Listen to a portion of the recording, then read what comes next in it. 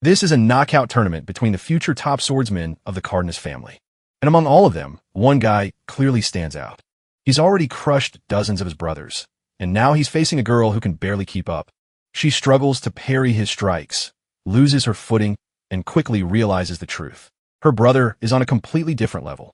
She can't read a single move, and just like everyone before her, she loses. At the end, he coldly tells her she never stood a chance. To him, everyone here is weak, unworthy of carrying the family name. Watching from above, the senior swordmasters are impressed. This year's generation is strong, but one name stands above the rest. William. He's considered the top heir. Even the second and fourth strongest fighters couldn't beat him together. And honestly, it's no surprise. William comes from the direct bloodline, the purest lineage of the family. In terms of talent, no one can compare. And the branch families, they're simply born inferior. At least that's what everyone believes. The crowd is already ready to declare William the next head of the family. But then the current family head steps in. He tells him to wait because there's someone else who caught his attention, Leonard. In just a few days, he climbed from rank 381 to the top 25 without losing a single match. And unlike William, he's from a branch family. That alone makes his rise insane. After all, the Cardenas family is known as the strongest sword clan, home to 7 knighthoods. And the most elite of them all, the Golden Dragon Knighthood, is made up of direct descendants, warriors said to carry dragon blood, born with golden eyes and blonde hair. And now the two finally face each other. William steps forward with a smirk, mocking Leonard like he's already come here to surrender. But he's not going to hold back, not even a little. As a powerful aura erupts around him, William makes it clear he's about to teach Leonard what happens when someone from a branch dares to challenge the direct bloodline. Their fight takes off in an epic exchange of skill and strength, swords clashing against one another. Despite being the best among the Cardenas trainees, William is merely getting toyed around. Leonard doesn't even attack him and primarily dodges. It's almost as if Leonard is being channeled by the spirit of a stronger, more capable swordmaster. Their fight rages on with epic exchanges, gaining the attention of the instructors, who are shocked by Leonard's unique fighting style. William taunts his opponent for being best at running away. Leonard continues his evading maneuvers and lunges back with golden aura. The number 1 elite ranker tries to use his aura blade, only for our boy to dodge them, too, praising William for being impressive. He's dog-walking William like he's an amateur, all the while not even breaking a sweat. As Leonard understands that his opponent lacks something fundamental, he lacks the judgment one cultivates at the time of experiencing death. So, he closes the gap between them instantly, humiliating William for having reached his limit. The spectators watching express their shock. It's as if Leonard is a completely different person playing around with his food, making the king of the trainees lose his cool. Instead of letting it drag on, Leonard ends this guy's misery by rendering a critical slash, knocking him out cold with only a single counterattack. Though this kind of ability would have been impossible for the old him, he has finally retrieved all his memories. Because you see, this man is the living reincarnation of the once mighty Sword Emperor Run, whose sword knew no equal. Hailed as the strongest sword emperor, Run walked the way of the sword, slaughtering the heavens with a cut of his blade, reaching a level where one cut could annihilate mountains, granting him the title of the Sword Emperor with his own blade. But even reaching those heights couldn't satisfy this man until he challenged the heavenly demon himself, believed to be the strongest being of their era. In other words, this is just Gojo versus Sukuna, but with swords. The epic fight went on for days on end. Ren had to push himself to limits never seen before, surpassing the bounds of humanity. And the same fight managed to alter the very map of the region in which it occurred.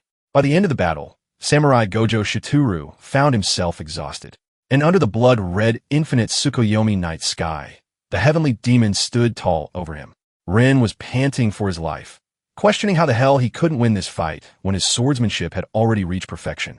That question of why always bothered him, because all this time, even after fighting for days on end, the Sword Emperor couldn't even cut the heavenly demon once. Responding with glee, the untouchable heavenly demon explained that Ren had his fundamentals messed up, taunting him for never really understanding the function of the sword.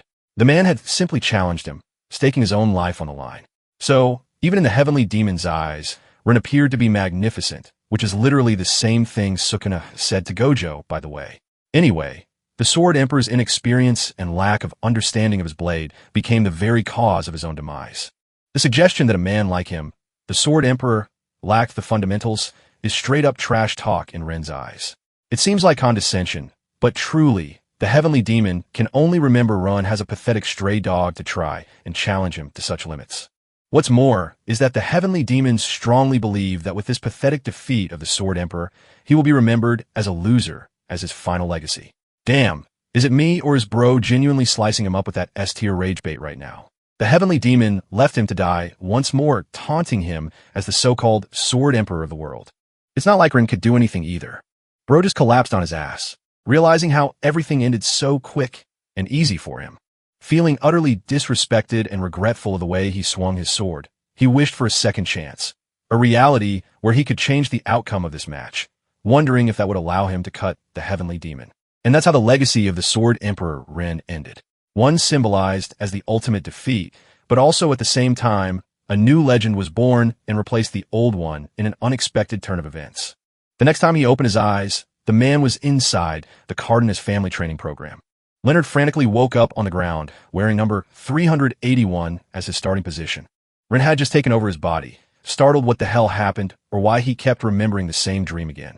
His buddies were really worried this time, thinking that this dude might have actually kicked the bucket for real, while Leonard continued to remain in shock, as if he was missing a part of himself he didn't know about. Their fight resumed from the part where they left off. One dude charged a heavy punch against him, hoping to get at least some payback for the jump scare he left them with. Our boy didn't even think about his next move and simply reacted on pure reflex, catching the punch before it could even reach his face. The sudden catch stunned not only his opponent, but also the rest of the dudes. Even Leonard couldn't comprehend at the time why his body began to react the way it did. He hadn't even conjured a thought. Bro got mastered Ultra Instinct from Goku for free. With the punch still caught in his hands, the other guy decided to take serious measures and whipped out his wooden sword. He wanted to humble the kid who he thought caught the punch over a fluke. So, he raised his weapon up high and began swinging it at him. Our boy evaded the first swing with a casual weave, shocking the kid once more, proving that the reflexes aren't just for show. Even now, Leonard couldn't believe that his body was reacting on its own, as if he wasn't even controlling it. Retaliating accordingly, our boy used his own blade and decided to tear this dude apart by hitting him in the abdomen. The attack was so brutal that it knocked Lil Bro on the ground with a stinging pain. The rest of the dudes quickly realized that this isn't just a fluke and instead began thinking that maybe this blonde was intentionally messing around with them the first time. The current Leonard brimmed with insane power. The same kid who couldn't even fight back earlier has now transformed into a completely different person. The other batchmates were freaking out, but one of them tried to muster some courage, questioning what's so special about our boy when they're the ones beating him to a sorry pulp earlier. Dragging his blade out, both of them decided to double team and jump him Jujutsu Kaisen style. Watching these guys dish it out against him, Leonard realized what was going on. He had played these games before. It was here that he remembered the portion of his memories from his time as Sword Emperor Rin. And now that he had total control, my man started flexing with a serious kick to one dude's stomach, followed by another aerial swing and slash on the other guy, which may or may not have actually killed him, to be honest.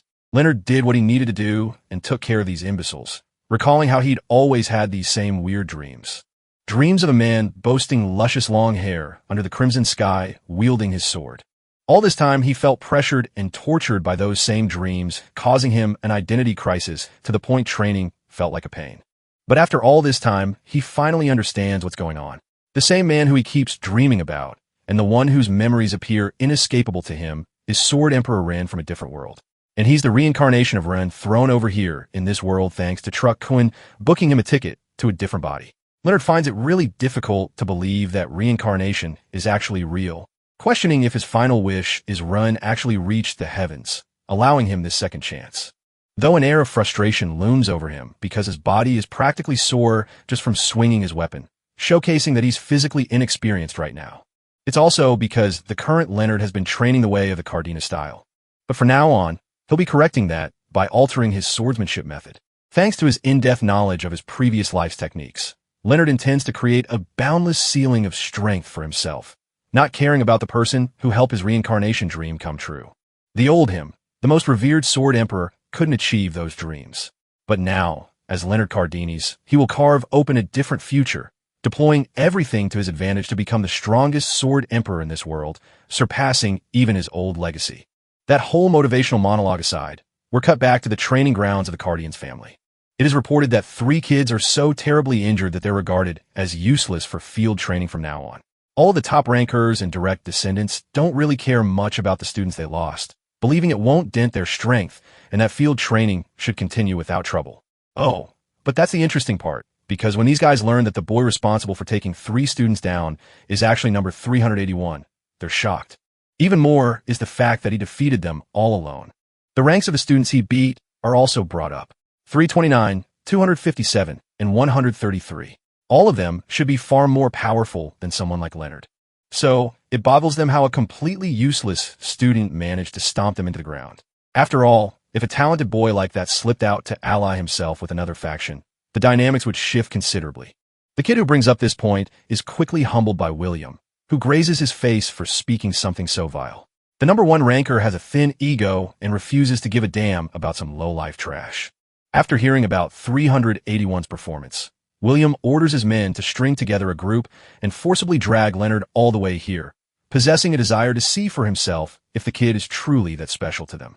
We get another flashback sequence from the Heavenly Demon battle. The man decided to leave a few notes for the dying emperor in case he ever had the fortune of being reincarnated. He talked down on Rin's inability to reach higher realms merely because Rin developed his foundation of the internal arts much later than he should have. Of the 5 elements, the foundation and one's balance for them remain crucially important. And if only he had cultivated that foundation at a younger age, things would have been far different. This is a critical piece of advice that Rin held on to. And now that he's reincarnated as Leonard, his ultimate priority is to build his foundation at an early age. This is demonstrated while he's exercising meditation. If he could kickstart the development of his foundation at his young age instead of his prime, reality will be far different. Our boy's first objective is to create a constitution or a vessel that can handle mana right now. His deep concentration is evident as pillars of mana swirl around him, and it actually bore results because Leonard succeeds without struggle. Back in his time as Run, he struggled far too much with managing his internal power, which only makes him question what kind of overpowered family the Cardenas bloodline is for making it look so easy. The scene shifts to the cafeteria hall where students are collecting food. Leonard chows down and enjoys his meal, finding it a luxurious taste. Diet is one of the most important aspects of one's growth periods, so he doesn't intend on holding himself back from any meals. Out of nowhere, Bro's number is called like he's some kind of prison inmate, and a humongous fatty looms behind him. Big Mac Attack comments on the fight Leonard had yesterday, questioning if the boy is more hot-headed than he lets on. And even though the scrawny blonde typically eats like a bird, right now he's devouring the whole meal like an elephant. Speaking of an elephant, the elephant over here is actually ranked number 7 now. Previously, he was sitting at 8. It really surprises me how this dude could get in a top 10 ranking. Brothers even flexing how he managed to seize the position the other day, which confirms to Leonard that higher positions can be seized through battles. Aside from that, he asks the blob what he wants. Rank number 7 assures him that he's got something cautious to share, expressing how the atmosphere all around has been nothing but brutal as of late. The highest ranking students are making big moves to expand each of their influence. Number 1, 2, and 4 are hyperactive, most notably. But this isn't anything new to our boy who gets up and confirms that he already knows. Blonde hair and golden eyes typically signify the direct descendants of the Cardenas family anyway. He speaks a bit casually, and though Fatty looks like a brute, he actually wants Leonard to be cautious as people around are watching closely. Our boy doesn't want to hear a lame essay and demands him to just get to his point. Number 7 is starting to think that this dude has definitely gone crazy for acting so different as of late. Frustrated, number 7 roars that there's a huge deal why these top rankers are running on expansions lately. The point is that low rankers won't survive without unity. Again, Leonard doesn't get the point of all this or where this is going. So, the 7th ranker further shares that more than 50 people have already surrendered to the influence of the top rankers. After all, there's no rule restricting direct descendants from forming groups or factions of their own. And now for the main point. Apparently, rank number 3 is actually intent on building a faction of his own alongside 7 and 9. And he's here to extend the invitation to Leonard to help them. Completely expected, our boy slams a heavy refusal, assuring that he doesn't belong in any group, but he's very happy to know what's going on as it will help him later on. Number 7 is genuinely stark how this guy intends on surviving on his own, because refusing an offer like this sounds ridiculous for his rank. Ignoring his stinky breath, Leonard goes outside to catch some fresh air before running into another unexpected encounter. 2 students greet him with mockery, questioning if they enjoyed his meal. These 2 are notably high on the list of rankers, and the duo is here to forcibly seize the boy, asserting that their leader, lore number 1, is actually interested in seeing Leonard. Acting arrogant, the stats that he's doing a favor by forgiving him for the incident. And since the boy already refused invitation, Lord One is interested in seeing Leonard all the more. The crazy thing is how quickly news already got to William's ears because just a while ago, Leonard was having a chat with his buddy. Even though this whole deal seems like a petty children's argument, Leonard finds it pretty complicated in this family. Again, bro's just too cool for these kids and tells them to piss off because he's not interested. That diva energy doesn't do him any favors because these guys come charging full speed to forcibly make him submit, treating him like a lowly ranker. Leonard simply stands there menacingly while asserting his dominance, and within seconds dashes right into the first guy, weaving the first hit to prepare a punch. With their distance inches apart, our boy readies his hit and brutally renders a cross attack barehanded. His opponent is baffled how this demon is literally not even using his sword to fight them. Oh, and by the way, Leonard's previous hit already deflected this guy's sword, shattering it. Now that he's left wide open, bro goes in for the killer punch, slamming his fist in this dude's gut, causing his ranker badge to fly loose. Even though the kid isn't a top ranker, our boy is still impressed that he has decent skill, which shows promise in the legacy of the Cardenas bloodline. Leonard looks down at the other guy, taunting him for not understanding the fact that they're outmatched against him. Instead of backing out, the other dude thinks he's still going to win anyways because bro's a few ranks higher than the homie that was just down. You see, he's ranked 98 on the leaderboard. Leonard is really curious to see how he'll end up. So, he goes for the speed offensive by teleporting right behind his back. This dude is utterly left helpless because before he could even turn around, the fight ends, knocking his shitty badge on the ground. At the time of this fight, one dude is observing everything from the window, shocked that the kid is practically toying with people much higher on the list. It makes him wonder if Leonard intentionally hid his strength all this time, even though the boy's background seems so clear. Oh, and by the way, our boy is so perceptive that he managed to lock direct eye contact with this weasel. A way to warn him that he knows he's being watched. The observer of the Fugura trainees quickly jots down his notes, reflecting that there may be a few upsets this year around. He scribbles notes on 381's file and hopes for the boy to prove him with his worth in the future. Oh, and by the way, now that he's annihilated number 98, Leonard's new ranking is officially under 100. The fight caused a commotion, causing several students to chase after number 98's arrival at the training grounds. Most of number 1's lackey are rushing to find this guy and capture him while they bump into number 2 along the way. The woman is shocked that there's so much hype and desperation around this Leonard figure, that he's amazing and has been creating waves among the ranks. This is Vera Cardenas, the second behind William. She goes up to the training grounds shortly after this incident, only to discover that every person that number 1 sent to take down the new 98 is already down. She thinks perhaps Leonard beat only one of them until a guy flung in her direction, knocking the hell out from a distance. Meanwhile, our boy is chilling out here. Another guy tries to flank him from behind, begging him to stop being so difficult and just join their group already. Leonard reiterates his answer. He refuses to serve someone who is as stupid as the current number 1. Bro is literally playing it easy, messing around with rank number 25 as if it's no big deal. Having scored another sweeping victory, Leonard takes the badge of the 25th and claims his new position.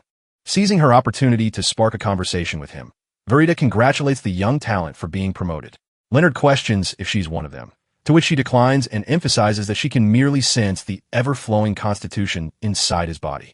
It's magnetic and pulsing with flowing energy, making it easy to explain how he got that rank.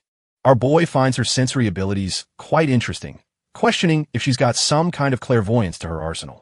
Because if she can sense this kind of energy, then Vera must at least possess some kind of mind's eye trait. The mind's eye allows a person to detect and appraise someone's talent, making it an excellent scanning tool against higher-level opponents. It's a powerful trait, no doubt helping cement her position as rank 2. Meanwhile, she's just confused why he's hellbent on refusing any group participation, arguing that it's going to be impossible to handle training all alone. By the way, the man himself, William, shows up to their little encounter, believing that it's traitorous of Verita to leak confidential information. This is the man who's been causing problems for our boy. William treats his underlings like worthless pieces of trash who couldn't even manage basic tasks like this. As for our boy, the one notable thing he finds about William is how the number 1 ranking boasts an incredible presence. Leonard goes up to have a proper standoff against this man. He'd been curious all this time about what made the number 1 ranker so special. Showing no fear, Leonard even challenges him to a duel here and now. An invitation that pisses William off because this guy is treating him like a joke. The scene causes Verita to laugh uncontrollably, finding the audacity of this newbie really interesting, especially when he's got the balls to say something like that to a direct descendant of the family. Verita makes it ultimately clear that number 25 doesn't intend on having an allegiance with any faction for their training session. William can see that and affirms the same. He just came here to personally see what's so special about the kid. The top ranker leaves with a threatening remark emphasizing that Leonard will soon come to regret trying to provoke him.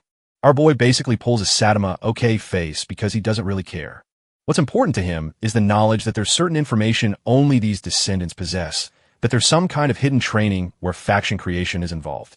This paints the picture that there's going to be some kind of joint training event tomorrow. In the next scene, we come across Senior Instructor Bruno, who asks to confirm if the trainees are all gathered. His subordinate assures him that everything is clear except the arrival of an unusual ranker. The senior instructor is intrigued with this sudden change and inquires for more details. So his subordinate shares that the new kid is training alone without any intentions of taking part in a group. Bruno finds it really strange for someone to take reckless means, even though the point of the field exercise is specifically to conduct a test in the great forest of the Cardenas family. This same training requires the gathering of food and shelter to become self-sufficient in one's ability. The rankers were also detailed on a limit on faction size, which led to the creation of 4 factions in total. The largest and strongest group is led by William, the number 1 talent, and the second largest group is paired with Verita. Squad C is actually made up of trainees that don't have direct ties to the family. And finally, Squad 4 intends to function on strategic maneuvers. Oh, there's also a final squad, led by someone who gathered everyone that was left, the ones who couldn't find a group to join. All the other factions aside, there's the solo existence of Leonard Cardenas, the kid who is hellbent on acting alone as his own Squad F. Our boy observes the state of the training grounds. The play area is immensely vast, and in order to take complete advantage of this environment, his priority is to build an early base. Suddenly, the senior instructor comes up personally to meet with the young candidate, questioning if that's all the luggage he intends to pack. After all, the boy hasn't prepared anything more than water and biscuits, which makes Bruno question if the kid is being naive in his approach. Our boy assures the instructor that he'll be fine because the whole point of this training is to become self-sufficient after all. You see, the self-sufficient part of the program is a false cover. The real purpose underneath is to create a setting where players can steal each other's badges and prove their worth. A third person joins the conversation, intending to speak with number 25 in private, arguing that venturing in the forest alone is ridiculously dangerous for anyone. So, the calculated and strategic mind of Squad D has come here for a formal proposal, requesting Leonard to join their part. Dylan Cardenas thinks he's some hot, but our boy has the same response for him as he did with everyone else to basically off. You see, our boy can sense that this slime ball is one of those snakes who act nice at the front, but will feel no trouble cutting you down later on. Dylan pushes forward, arguing that everyone else has formed enormous factions, so it doesn't really seem like a bad offer to accommodate Leonard into a group either. Our boy humbles his high horse, assuring the kid that he doesn't owe anyone an explanation for playing single, and that he won't be accompanying Squad D on their little picnic session. The remark rage baits the out of Dylan, who can finally understand why even someone as powerful as number 1 despises Leonard of all. And to Dylan, this is a dangerous way to live in their family. The squad leader assures him that Leonard won't submit with their chat, so perhaps he has to teach a lesson in humility through combat to gain an advantage. Without wasting a breath, this guy charges full speed, Flash stepping from spot to attack Leonard and force him to join the squad. The hit that was supposed to land on our boy ends up wiping a bunch of dust and throwing Lil Bro off balance instead.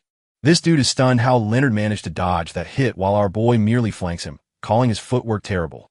That said, my guy obliterates the scumbag with a special technique called unlimited swordback shots.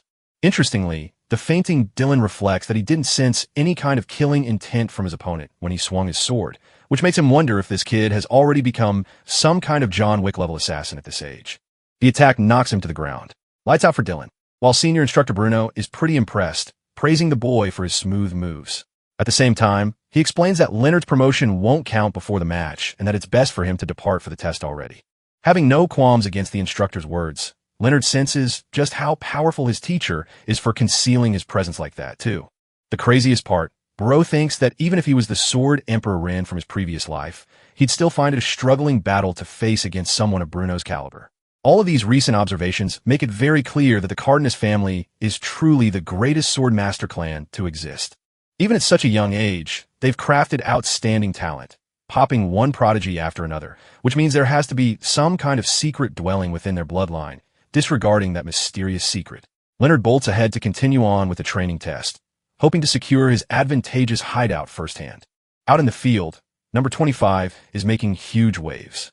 Instructor Bruno wants an in-depth read of the situation and learns about some kind of early base clash. Apparently, William's group attacked Squad C the moment they entered the forest without caring about building a base. Squad C was demolished as a consequence because they did not expect this turn of events. Their leader, number 3, managed to narrowly escape while the rest of the squad was demolished. This strategy impresses Bruno because it's clear that number 1 is just as sharp as he is strong. There's a proper difference among their ranks. Instructor Bruno also reflects that William thought strategically with Group A's overwhelming numbers, thinking that it would be a problem to gather early supplies. That's why he used that very numerical overflow to create a powerful attack, shattering the expectations of Class C and leading an early assault. This cooked the whole team, and it wasn't just a display of strength, but an outsmarting strategy. Next, Bruno asked for updates on Squad B and D. Apparently, C, B, and D have conjoined together for an alliance since they share the common goal of kicking number 1's ass. It's a good decision to rally their forces. The intelligent play here is promising in Bruno's eyes. Next, he asks about the young lady who is supposed to govern the remaining groups. Instructor Colin is asked for her side of updates. She knows that Group E hasn't made significant progress, but the most interesting report comes from the solo player from Group F. Colin doesn't even know where to spot because, you see, Bro actually noticed her presence and called out to her name. Colin's concealment technique, the same one revered as the highest among all the instructors, fell through against this young boy. Leonard addressed her directly and wanted to ask a question while she was stunned and felt boggled by the kid's ability to detect her. Descending from her position, Colin came up to assist the boy with his question. Leonard explains the situation up ahead, expressing how this cave out here seems to have a beast as a master, but he wants to use it as a sleeping camp for himself.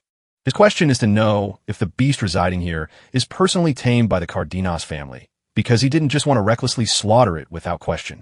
Also, the beast is revealed to be a gorgeous azure wolf, and Colin can see right away that it's actually a dire wolf properly trained by the Cardenas family. At the same time, she doesn't have any expectations of a typical trainee to try and best a dire wolf by himself. Intrigued by the limitations of this young boy, Colin decides to let it slide and intends to intervene in case the boy requires her help. She encouraged him to his face, stating that it's a part of the training and that if defeated the creature, he can capably use its home as a sleeping or food storage position. Of course, Colin doesn't really think Leonard is capable of defeating the wolf in the first place. The monster growls before raging on for the first strike, putting our boy in a defense maneuver, praising the animal for its precise movements. He doesn't stop to talk and assures that he'll go easy. So, what Bro does is literally slam a punch in the creature's belly instead of cutting it down, believing that it's going to earn him a great sleeping position. The dire wolf winces like a puppy before backing off. A mere trainee has intimidated the creature, causing it to position itself and release a ferocious roar. Leonard tries to comprehend the beast's action, wondering if it has lost its senses or perhaps even reason to fight. But if he himself holds himself back, it's possible that getting hurt will cause him and the instructor trouble. So this time when Leonard dashes in, he has the intention of injuring the beast, and his quick maneuver actually smacks the best on its mouth. One small problem: it's not enough to take the wolf down and nearly results in our boy's arm getting chopped off. Bro refuses to go down at the hands of a shitty dire wolf and retaliates with a knee nicked straight to its mouth. Watching this one-sided beatdown, Colin is at a loss for words, realizing that this kid isn't in danger. He literally is the danger. At this point, the girl is wondering if she should save the wolf from the monstrous trainee. Anyway, the fight's over, and it rightfully earns our boy his new spot. Oh, but here's the funny bit. After defeating the dire wolf so one-sidedly, he actually turns the thing into his cute little pet. One command to sit causes this thing to sit obediently, even roll on command too. These two have formed an excellent bond. Colin is out here, questioning her eyeballs on what the hell just happened. She can't figure out how one trainee possesses so much decisiveness in his maneuvers that someone like him managed to outdo a dire wolf all by himself. She expresses that he tamed the monster as part of his abilities. So, the bond is justified except the wolf won't be allowed to be used in combat, but movement is fine. This makes things much more convenient for our boy, who assures the instructor that he won't be using it to cause any harm. Leonard regards one of his techniques to be rather useful and decides to properly train his new. They go off together to find some food, but interestingly take notice of a sudden fork in the road, signifying the splitting of two groups. Our boy instructs the cute furball to grab anything on his side of the road if it's useful. and so they both scatter in different directions for resource hunting. That aside, we get a scene back to William, who has just obliterated another party, rearing himself as a literal monster on the battlefield. The number one ranker frankly treats these low lives as a bunch of shitty candidates in the family that are beyond saving. More than that, he's annoyed that they get to hold such badges and assures the defeated victim that he'll properly eliminate the kid on their next encounter. Even an entire group of Group E collaborating against one man, jumping him from every direction wasn't enough to beat him. In other words, William is that much of a god, and these imbeciles never stood a chance. This guy thinks they're all shitty and that they've got nowhere to go. Though William spared them the first time, another attack could prove to be their death. The leader, despite his despair, tries to encourage his friends to pull themselves together so that they might have a chance to survive. Except that's when they all loom in terror, because just behind them is a pretty huge bear that isn't looking like he wants to be friends. They're about to become fresh meat, except their savior comes along in the form of the goat himself. Leonard dives and kills the bear with a single strike to its head, saving his friends. The groupie leader is stark that the solo operator number 25 came to save them. Despite being saved, this wimp calls him a heartless bastard who stole their food for days to come. But it's not like they ever stood a chance against the damn bear in the first place. Party E is already calling him a heartless monster, while Leonard greets them with respect and asks if they're all right. This makes them realize that he's actually nice, because my guy turns around finding non-interest in taking their badges. Leonard only intervenes because he thought it was a difficult threat after all. He doesn't want to win here. It's part of his training to complete his resources and go off from there. If he actually wanted to win, then he'd be picking better opponents than this group. The leader of the group is impressed with his ability to climb the ranks and thinks he's owed by the ranker. He believes that it's a huge favor that he's sparing them, even though Leonard doesn't share any intention of making it seem like that.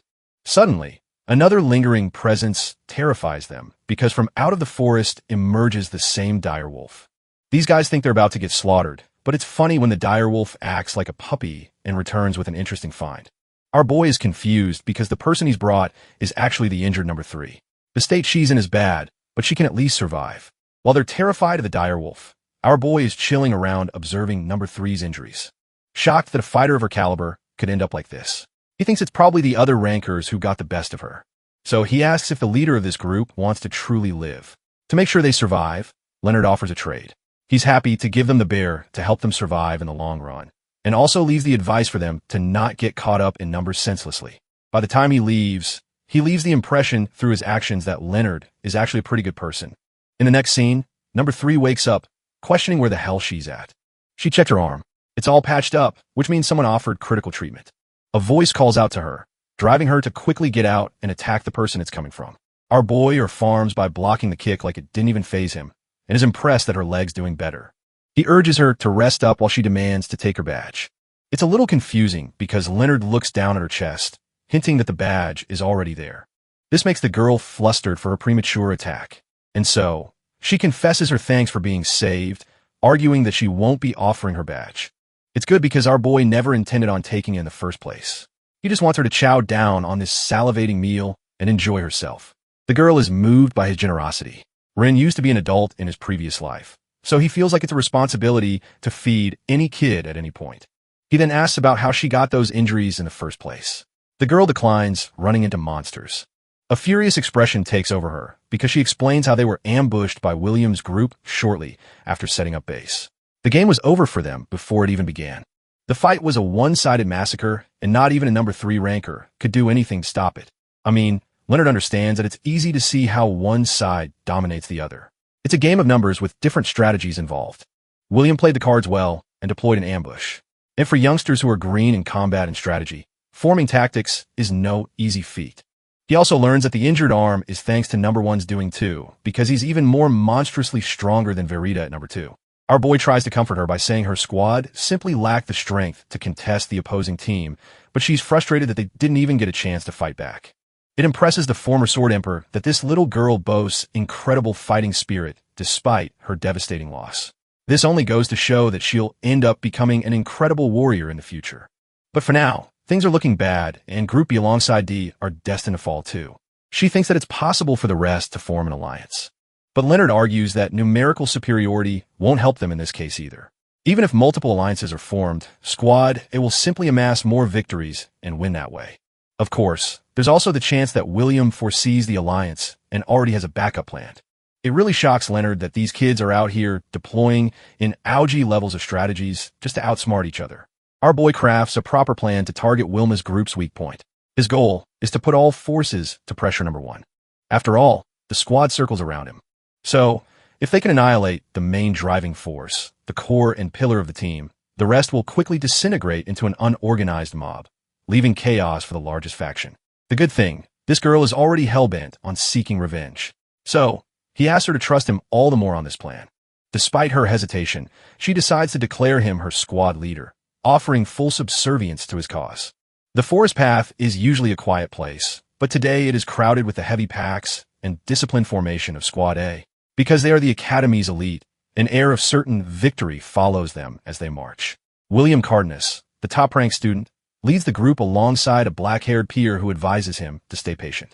The elite student argues that as long as they maintain their current pace, the win is guaranteed, a sentiment William echoes by noting the results will be clear very soon.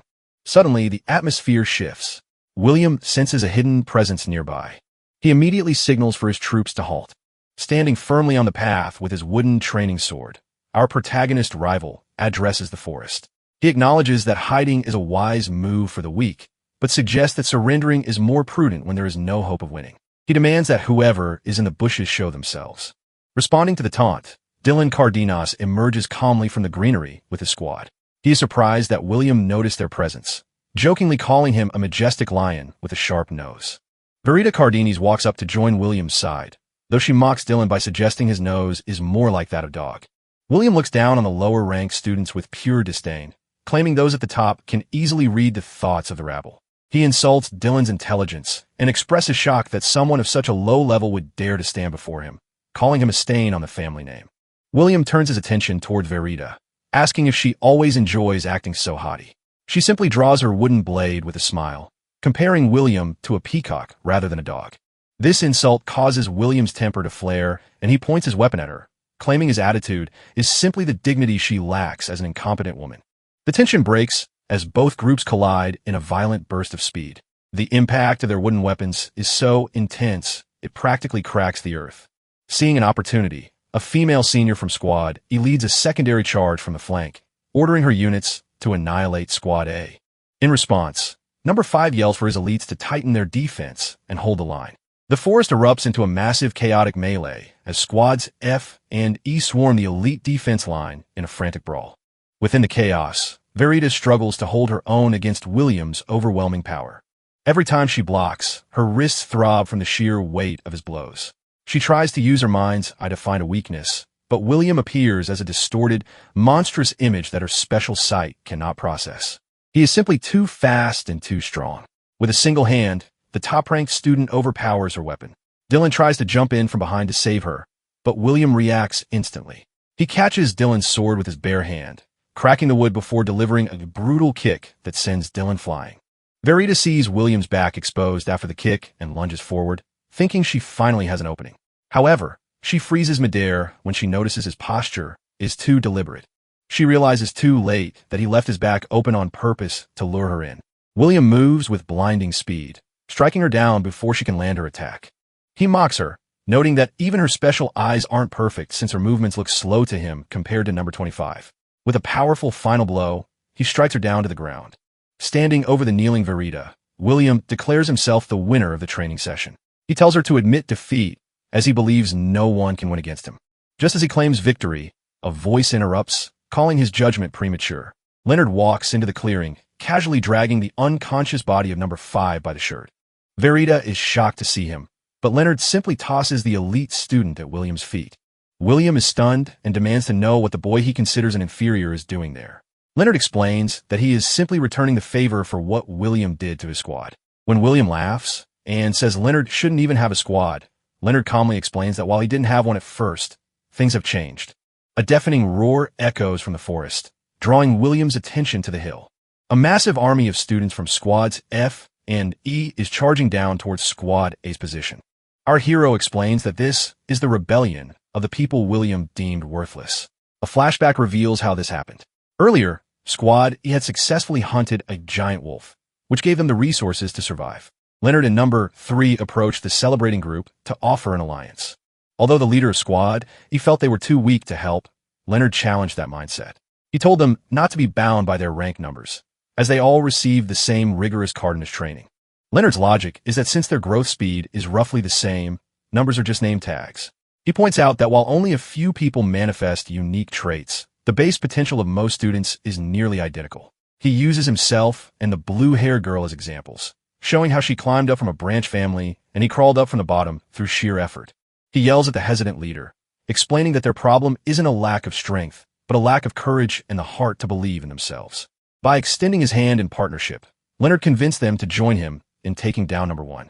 Back in the present, number 3 stands on a rock and leads the charge, telling the students to seize victory for the sake of the man who believed in them. William is disgusted that she would team up with people he considers inferiors, but she shuts him down. She recalls how Leonard caught her kick with his bare hand and explains that his movements are far more refined than William's. She didn't team up with an inferior, she followed someone stronger. She points out that while William might be strong, his squad is currently being thrashed by her people. Seeing the tables turn, Vera starts laughing hysterically. She decides to surrender and asks to join Squad F instead. Dylan follows suit, dropping to one knee to show he would rather lose to Leonard than to William. Our protagonist, Rallis, left standing alone, fuming as his allies desert him. He tries to appeal to their family pride, but Leonard reminds him that everyone there carries the same blood. William's eye twitches with rage as he points his sword at Leonard, refusing to accept the situation. He demands a duel right then and there to prove the difference in their strength. Leonard doesn't flinch. He enters his own combat stance with mana appearing around his blade. With a confident smile, he tells William to come at him as he had intended to end the fight this way from the very beginning. Watching through a magical portal, the blonde commander wonders if the top-ranked student will hold his position or if our rising star will turn the tables. As Leonard and his rival charge, the collision of their wooden swords creates a massive shockwave, signaling to the commander that he is witnessing the birth of a future captain.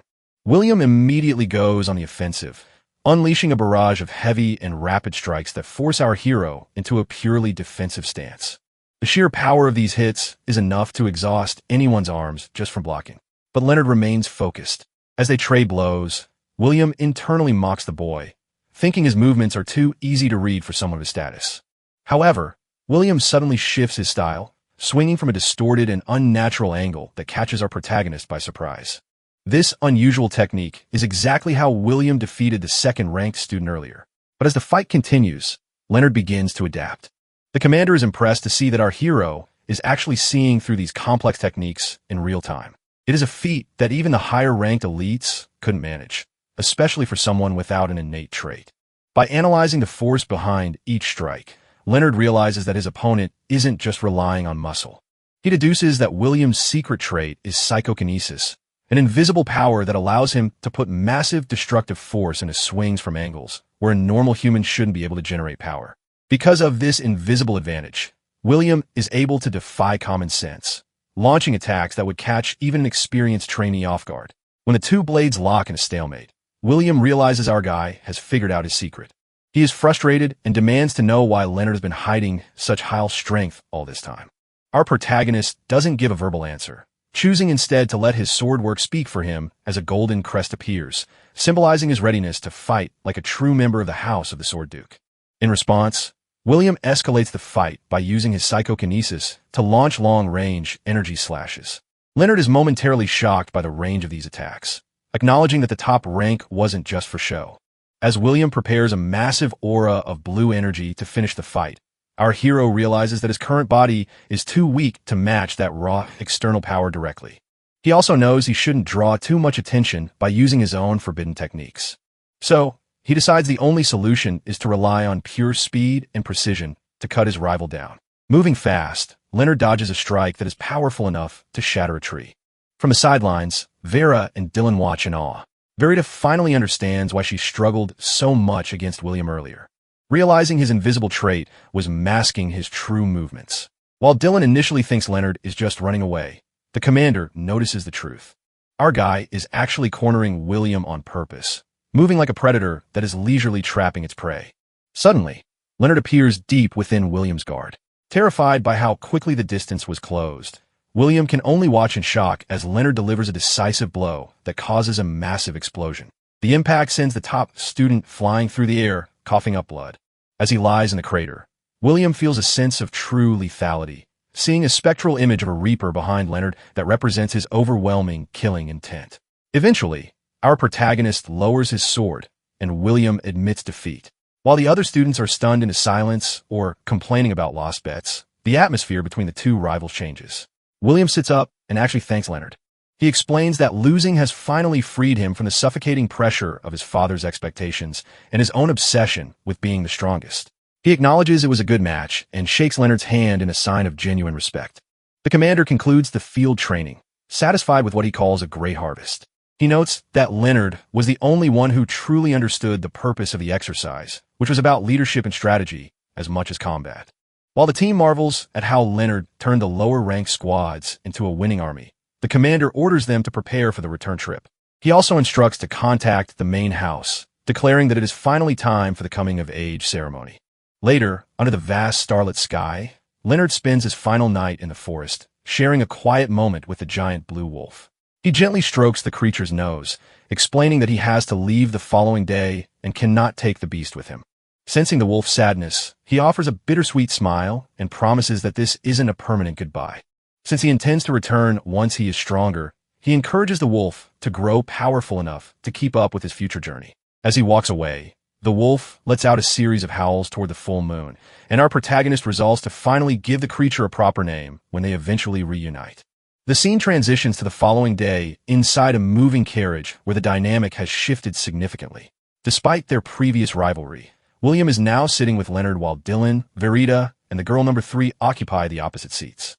The group is surprised to find themselves sharing a ride, but they explain their presence through a mix of curiosity and newfound respect.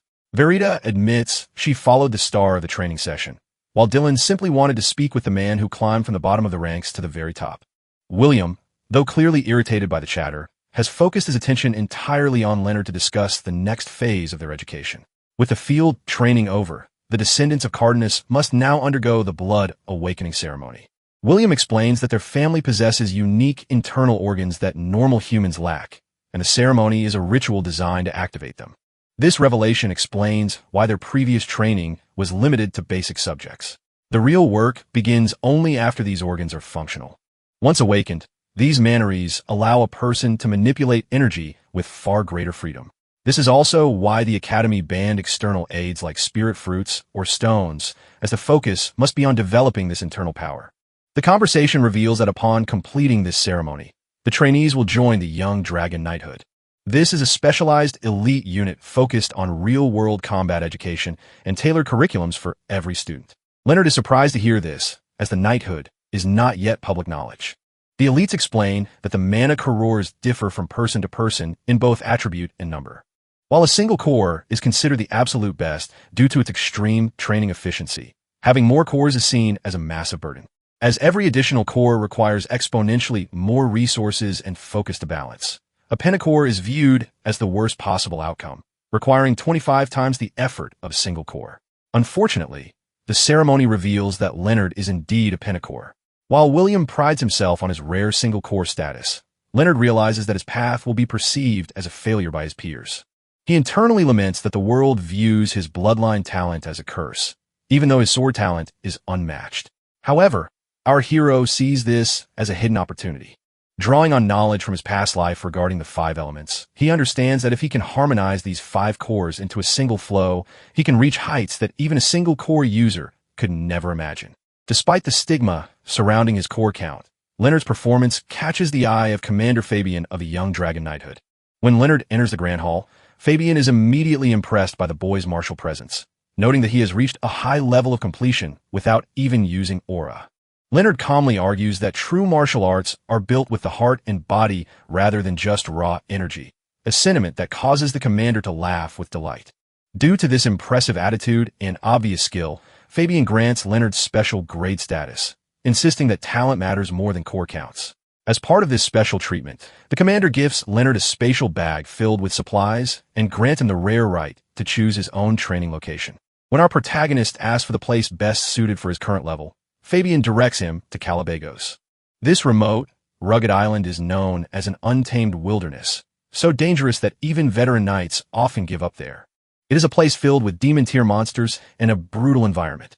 But Leonard accepts the challenge with determined eyes. He knows that the difficulty of Penacor training is simply a matter of using the right method, and the isolation of the island is the perfect place to elevate his elemental cores in secret.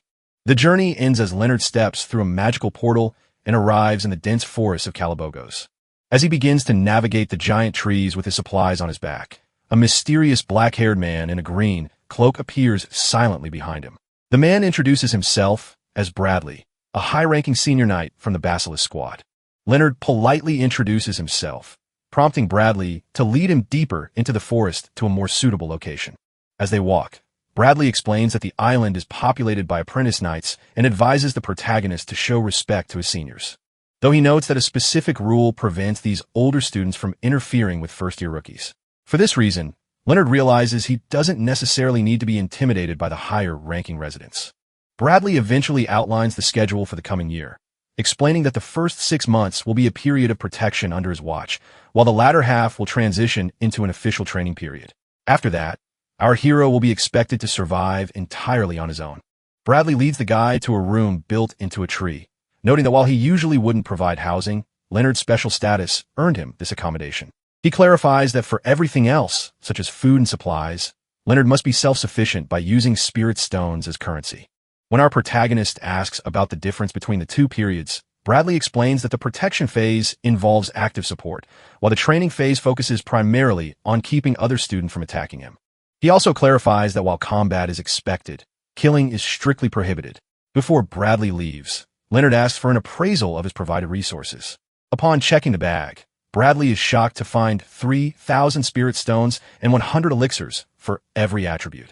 He realizes that, even for a top-ranked student, this is an incredible amount of wealth, suggesting that the commander is deeply invested in the boy's success.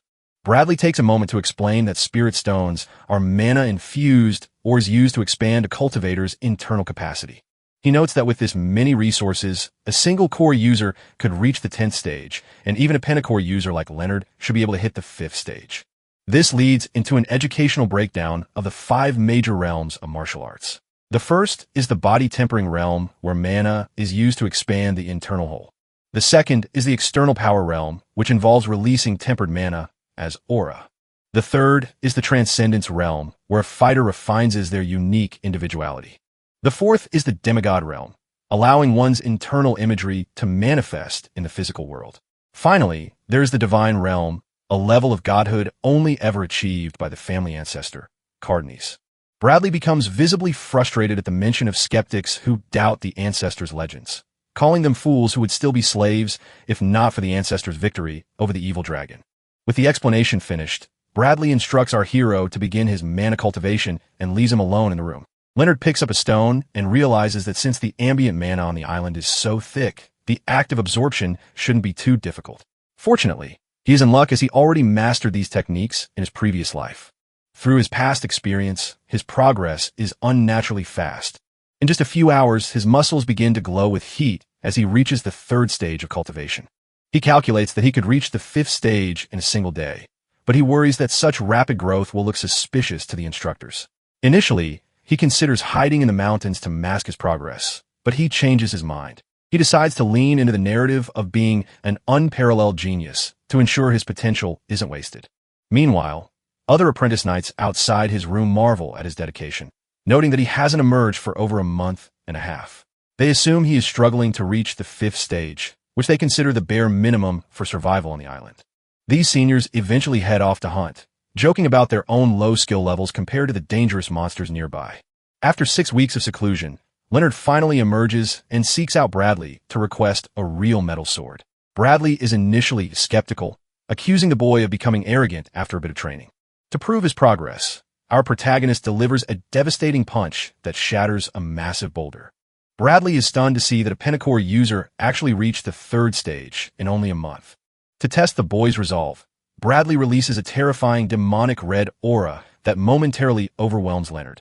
Satisfied that the rookie hasn't lost his sense of caution, the senior knight hands over a sheathed sword. He warns our hero that he must pay for the weapon with spirit stones if it is lost or broken. Armed with his new blade and a map, Leonard spots a location marked with a skull and decides to investigate. Under the light of a full moon, he arrives at the Forest of Remnants, where a swarm of monsters waits for him in the dark. These creatures are known as hobgoblins, rank E2 threats that fill the air with a grim presence. While one monster stares into the shadows, a sharp blade suddenly cuts through the air and splatters it with blood before it can even react. Our protagonist walks calmly through the woods with his sword, looking completely out of place in such a brutal environment. He notes that no matter how cleanly he cuts down his enemies, the smell of blood is impossible to hide. When another hobgoblin lunges from the darkness, Leonard dashes forward with incredible speed. He carves through multiple monsters simultaneously in a single fluid movement, promising to send them off without any unnecessary pain. As the last creature dies, a white diamond-shaped stone emerges from its chest. Our hero catches the object, explaining that when these monsters perish, they release their internal mana in the form of spirit stones. Standing in a clearing littered with the remains of his foes, the boy realizes he has collected about 100 low-grade stones in one day. While this is a decent haul, he knows he cannot expect much more growth here, since the Forest of Remnants is home only to weaklings who have been pushed out of the natural food chain. Suddenly, he stops walking as he senses a shift in the atmosphere. He notices a scent that is entirely different from the goblins, identifying it as a gnoll. As the creature isn't even trying to hide its presence, the Swordmaster realizes the beast sees him as easy prey. He grips his hilt tightly and enters a low combat stance, just as a bipedal wolf creature armed with a massive iron axe leaps from the trees. Leonard taunts the beast to come at him, and the monster responds with a deafening roar while slamming its axe down with enough force to crush the earth. Although it looks like our protagonist has been flattened, he actually moves with such precision that he ends up standing behind the beast completely unharmed. The wolf creature growls with hunger, but Leonard remains focused. Analyzing its posture, the beast lunges again, swinging its axe in a wide arc that creates a powerful shockwave. Our hero leaps in the air to dodge. Realizing that the monster's ability to change its attack path mid-swing indicates a terrifying level of power, he concludes that this is not an ordinary gnoll. While a typical gnoll is ranked at D1, this reedy beast has evolved further. Leonard identifies it as an agnoll, a ranked D3 threat. Instead of being afraid, a sinister smile crosses his face as he realizes he finally has a chance for some worthwhile training. The agnoll charges with an aura trailing behind it, but our guy moves with fluid grace, confident that such wild attacks will never hit him. He ducks under a horizontal swing that throws sparks against his sword and watches as the monster buries its axe deep into the dirt. Seeing the weapon stuck in the ground, Leonard spots a decisive opening. Since the creature's thick muscles and bones protect its body, he targets the throat, which remains vulnerable. He lunges forward and delivers a powerful thrust into the beast's neck, triggering a massive explosion of mana. As the dust settles, the agnoll disintegrates into particles, leaving behind a large purple crystal. Leonard is pleasantly surprised to find a mid-grade spirit stone, which is worth 100 low-grade ones. He realizes that if creatures of this caliber live here, his internal energy will grow much faster than expected. He decides he has no more business in the forest for now and heads back to his quarters. Later, sitting cross-legged in his treehouse, Leonard absorbs the mana like a whirlpool. He is shocked to find he has already reached the 10th stage of body tempering. However, he sees a potential problem. If a Pentacore user like him achieves this level of success in only a few months, it would draw far too much unwanted attention. He begins to wonder if there's a way to gather more resources without standing out. Outside his door, 3 senior apprentice knights in black uniforms have been checking on him for 3 months. They are worried as the boy hasn't stepped outside once. The gay-haired leader of the group explains that they are trying to be the first friendly faces the rookie meets. He believes that in a prestigious house like Cardenas, making a connection with the top-ranked student is a powerful political weapon that is worth more than any shallow tie with a lesser family. He pushes a blonde senior named Hayden toward the door, urging him to at least greet the boy. Hayden stumbles forward with a bucket of fish and ice, calling out to the rookie and warning him that he needs to eat to progress in his training. He peeks through a crack in the door and sees Leonard sitting in the shadows, but as there isn't a single sound, Hayden becomes nervous and suggests they leave.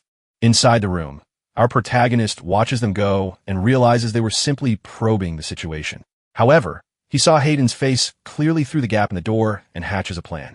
He reasons that while his own rapid progress would be suspicious, no one would question the strength of a senior who has lived on the island for 10 years. Drawing on his memories as the Sword Emperor, Leonard decides to use a forbidden disguise technique called reverse utilization art. This skill allows him to manipulate his facial veins and muscles to change his appearance. Suddenly, his features melt and reform until he is transformed perfectly into Hayden. He reflects on how strange it is to use a technique he once used as an emperor just to hide his power as a student. He prepares to inhabit Hayden's identity for a while, ready to move through the island without being noticed. 3 months have passed since Leonard began his isolation on Calaboga's island, and he now finds himself navigating the dense fog of the Bone Mountain Swamp. Through his time in this desolate place, he has learned that the primary rule for survival is acknowledging that he is completely alone. As every creature in this murky environment possesses deadly poison and the ability to hide in the greenery, our guy must move with extreme caution. He understands that if he lets his guard down for even a second, he will be devoured by the reptilian lizard men that hunt beneath the surface of the bubbling green water. A typical lizard man is a rank C threat, making them significantly more dangerous than the Agenal he faced previously. Since these monsters are numerous, he decides to end the encounter quickly to avoid being swarmed. He kicks off a tree branch with explosive force and dives toward a creature, cleaving through it in a single decisive blow. As he lands on a nearby rock, Leonard realizes the noise from his attack has accidentally disturbed a much larger presence. A massive troll, clutching a primitive spear, emerges from the swamp and towers over him. Despite the creature's intimidating size, the Swordmaster remains calm as he can see that the monster's movements are simple and lack any formal training. He disappears from sight and reappears behind the giant, ending the fight with a single strike.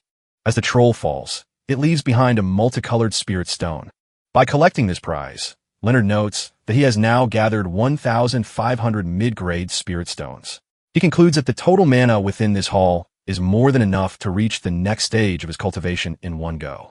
Crossing a major boundary is an intense process that creates an explosion of energy.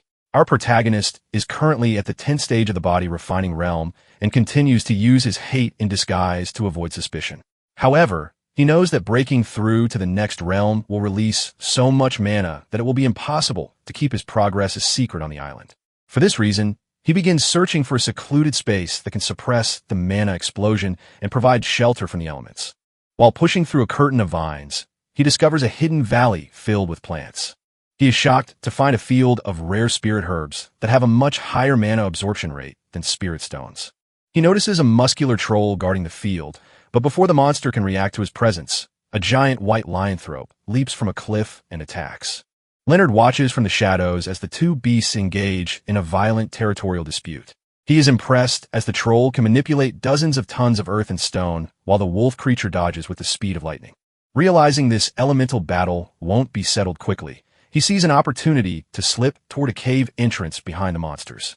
He reasons that if a troll of that caliber is guarding the area, there must be incredible treasure inside.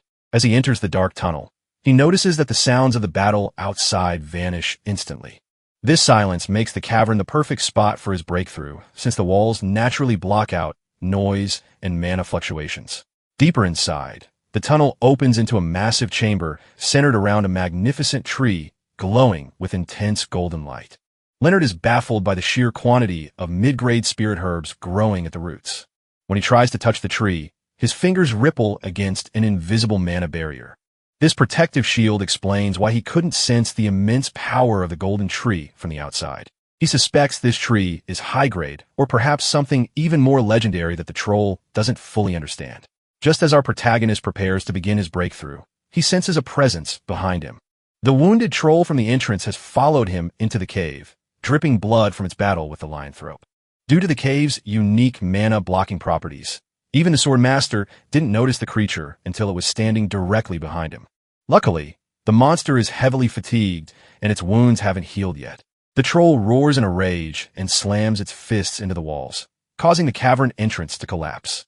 Leonard realizes the monster purposefully trapped them both inside to ensure the intruder cannot escape. Rather than being worried, he feels that this enclosed space is ideal for a final confrontation.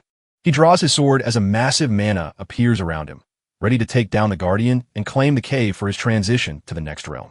As he engages the wounded troll in battle, Leonard uses his speed to move around constantly, jumping from one position to another. He carefully studies the monster's attack pattern and starts wondering if it has already realized the massive difference in speed between them. The troll, however, keeps throwing rocks in a reckless manner, which the MC barely manages to dodge each time. Leonard grows concerned that even a single rock could take him down instantly. Because of that, he decides not to take unnecessary risks and plans to finish the fight with one decisive strike. He attempts exactly that by swinging his sword with precision, but the troll turns out to be smarter than expected and survives the attack by using the surrounding earth and rocks to block it. The troll does not stop there and quickly turns around. It launches a fire punch directly at the spot where Leonard was standing, but the boy manages to dodge the attack once again thanks to his sharp reflexes and high speed. At this point, he has no doubt that this monster had defeated the Lycanthropes because it is capable of using two elements. Now that the monster has started using fire attacks, Leonard realizes that simply closing the distance will not work anymore. He keeps avoiding the attacks while trying to think of a different strategy. As he glances at the intense flames, he understands that even a brief contact could burn him badly to end up as barbecue for the monster. He now focuses on finding some kind of gap or weak point that he can exploit if he wants to win against the troll. Leonard carefully observes while dodging each incoming strike until he finally spots an opening around the troll's injured leg. He immediately dashes toward it, lands on the monster's leg, then jumps up and attacks its neck before pulling back. As he flips backward in a clean somersault, he quickly follows up by rushing in again and striking at the left side of the monster's chest, where a deep wound is already visible. Leonard drives his blade straight into the monster's heart, hoping this will finally end the fight. But just as the crystal inside begins to shatter, the troll suddenly bursts into flames. Our MC realizes that if the monster explodes while he is still this close, he will suffer serious damage. Unfortunately, he does not get enough time to escape and gets caught in the blast. The explosion throws him across the area until he crashes hard into a tree, then drops to the ground while coughing up blood. The fire around him spreads rapidly, and he quickly understands that the entire cave will be engulfed in flames within minutes. He starts considering his options, firmly ruling out the idea of relying on any help from outside. In the nick of time, he recalls hearing once that reaching a higher realm could restore his physical body and even recover his stamina. Without wasting any time, he quickly grabs the spirit stones lying near him and starts absorbing their energy, pushing himself in an attempt to break into the next realm. His body begins to recover as the massive flow of energy surges through him. Yet, even that still does not feel enough. He immediately moves toward the nearby spirit herbs and starts shoving them into his mouth one after another, forcing himself to absorb every bit of energy they contain. As soon as his preparation is complete, he sits down and begins to meditate. The surge of mana exceeds his limits as the Pentacore starts rotating all at once. Leonard feels as if all his energy is merging into one, almost like his old heart is being replaced by a completely brand new one. Somehow he manages to break through into the next realm just in time. Sometime later, Leonard sits there amazed that not only has his Pentacore fused into one, but that he has straight up jumped into the third stage of the external force realm. His seniors have been stuck grinding on the second stage for years, which makes his breakthrough feel extraordinary. All his injuries are now gone, and his mana flow is smoother than ever before. He cannot even imagine that just one level up could cause this much growth in an instant. But the question still stands as to how he managed to survive that huge explosion. He didn't even get roasted one bit by those flames. Staring at the bright blue fruit in front of him, he comes to realize what happened. The golden tray's light has faded except for this one fruit. The vast energy that the tree was giving off must have shielded him from the fiery blast. Holding the fruit in his hands, he feels that it is a part of him now. Leonard wonders if he successfully absorbed every last bit of that mana from before. Putting the fruit in his bag, he promises to plant it again in a safe place since the tree did save his life. He then hurries towards the cave entrance because if he gets any later, then everyone will realize that he is an imposter. Our boy blasts through the pile of rubble, not aware how overpowered he has gotten after that breakthrough. A few moments later, he reaches the hut he was assigned and relaxes a bit. He realizes that his current look might seem sus to others, so he decides to pack all of his stuff first. After all, he was supposed to be training inside his hut all this time. The scene then shifts to the senior knights. Hayden gets alert as he notices that the door of our hero's hut has finally opened. Senior Ian immediately rushes to him and introduces himself with a smile. Leonard also gives his name and then straight up asks that he needs help with his sword training. Ian tries to reason that it is too sudden to ask for a sparring session. However, our hero remains firm, saying that he would like nothing better right now than to depend on his capable seniors. All that sweet talk gets through, and Ian immediately folds while the other seniors get disgusted by his eagerness. The brown-haired knight tells Leonard to follow him and learn from a true knight of Cardinus. A few moments later, the senior gets swept off his feet with ease as our boy claims his first swift victory. He then proceeds to defeat Gale like he is stealing candy from a baby. Hayden is shocked, wondering if this is the true level of a newbie nowadays. He barely manages to dodge the incoming attack with his arm and activates his flame aura on instinct. Ian immediately calls him out for using mana against the junior, which makes Hayden freeze on the spot. The seniors rush towards Leonard, worried that he might have been injured. However, our boy brushes it off as a minor injury, while the blonde-haired senior keeps on apologizing profusely. Staring at his smoking hand, our hero is more interested in the fact that even blocking a sword with mana can cause some serious damage. This shows that swordsmanship alone won't get you far in this world. He smiles, thinking that here he was helping them with their training while there is still a lot more he needs to learn. Hayden gets confused when he sees that his junior isn't angry. However, our boy simply picks up a sword and says that he is looking forward to future training sessions and that they will have a really fun time. In the end, they decide to train at his hut on a daily basis. The next day, the mood shifts as Ian calls out to Leonard and says that the training is canceled for today. He gets confused by the gear the senior is wearing and asks what happened. Ian explains that there has been a huge explosion in the Bone Mountains marsh recently, which requires an investigation. On the inside, our boy is glad that they don't know it was him behind the act. The senior explains that a werewolf and a troll reached the true demon realm level and had a territorial dispute. The troll was reduced to charred barbecue, while the werewolf was found dead, completely skinned.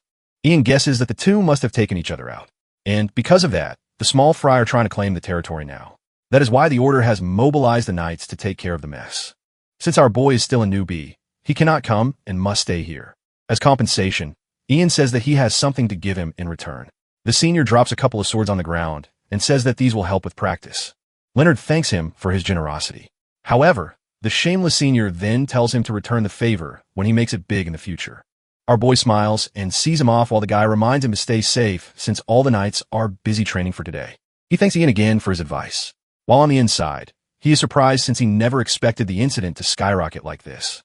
However, this is the perfect opportunity for him since now he should be able to move around with no hindrances since all the knights are accounted for. If he accidentally runs into someone while disguised as Hayden, then it would lead to serious problems. So, in the end, he decides to use the werewolf's hide as a precaution.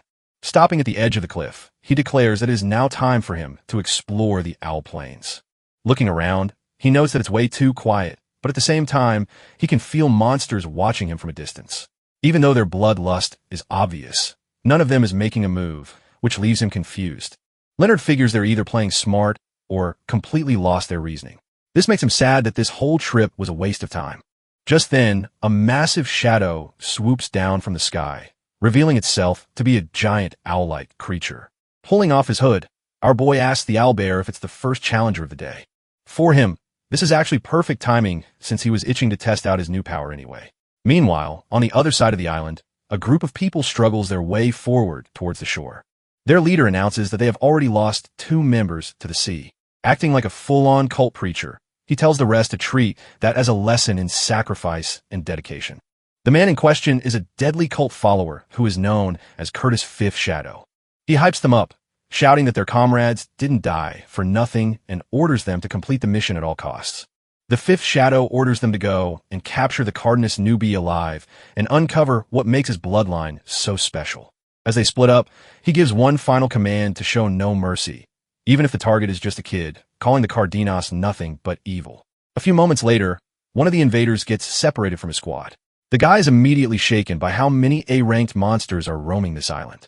Since he's just a low-ranked fighter, fighting them isn't even an option, so he's forced to keep running. It freaks him out, making him question why the Cardenas would even come to a dangerous place like this. After a while, he manages to calm down and pushes deeper toward the center. Strangely enough, the monsters start getting weaker the further he goes, which makes him realize someone has been clearing them out. Soon enough, he spots an owlbear and thinks he can at least handle this one. But the moment he climbs onto it, he realizes it's already dead. That instantly puts him on edge as he looks around in fear. After scanning his surroundings, he notes that there isn't just one corpse here, which means whoever did this is definitely a pro. Suddenly, a rock comes flying at him out of nowhere, but he reacts in time and slices it apart, shouting for the attacker to show themselves. Right on cue, our boy steps in and claims that line for himself. Before the cultist can even process what's happening, Leonard closes the distance and lands a clean jab to his neck, then casually asks who he is. He even mocks him, asking if he forgot how to speak, and promises to drag every bit of information out of him. The cultist immediately panics and swings his sword wildly.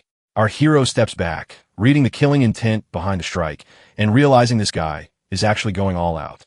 That only makes the thug more nervous, since a kid is easily dodging all of his attacks.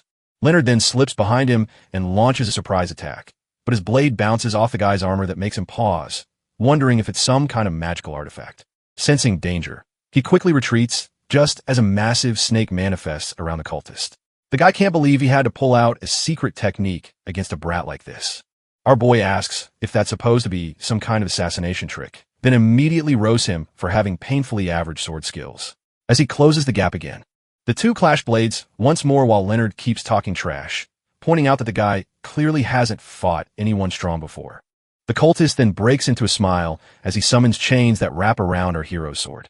On the inside, the thug tries to act tough, pitying him for letting go of his weapon, but then his eyes widened in fear.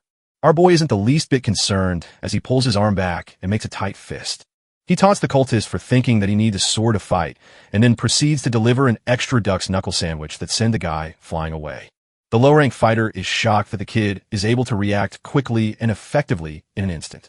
His last thought is wondering what the hell the bloodline feeds their children as he passes out. That night, Leonard approaches the cultist and states that he will decide whether the guy will live or die. The thug calls him a devil and a coward for using his bloodline's overwhelming strength to fight. That statement catches our hero completely off guard, who then counters that the thug was using all sorts of artifacts, calling him stupid. The cultist goes into denial, shouting that no method is unfair when dealing with Cardenas scum. Leonard then raises his fist, which shuts the guy up, who then asks for a quick death. However, our boy coldly lets him know that's not for him to decide. The guy then gets desperate, swearing that he will.